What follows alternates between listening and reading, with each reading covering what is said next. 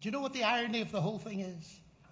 That in every one of the 100 trillion cells of my body and yours, there's the longest word that's ever been discovered. The human genetic code. 3.4 billion letters long. Now, you can do a little thought experiment. You go down to the beach in Long Island, if there is one, and you see metaxas written on the sand.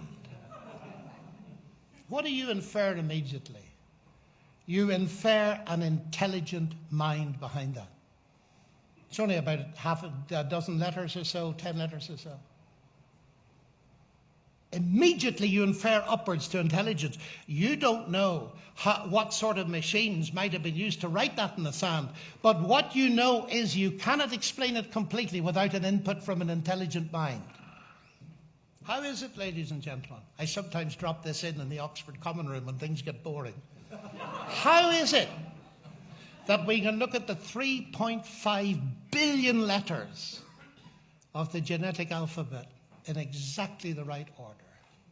And when asked, where does that come from? Chance and necessity. Really? Seems to me there's something very odd going on here. And as a scientist, I want to finish now and give you a chance for questions. It seems to me that when you look at these two worldviews, they're like this. Naturalism says, in the beginning, was mass energy, wherever that came from, they can't tell us. And all of that of itself produced, because there's no transcendence, produced the universe, produced life, produced you, produced your mind, and produced in it the idea of God, because there isn't a God.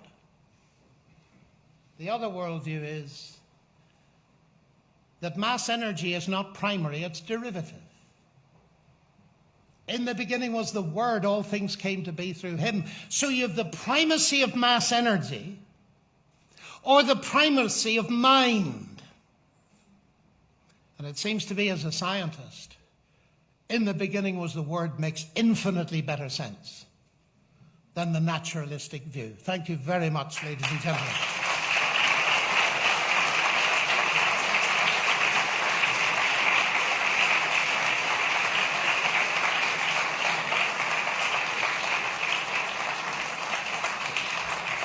Thank you, Dr. Lennox. Dr. Lennox is going to run the Q&A. And by the way, why didn't I ever have any math teachers like this? I don't know.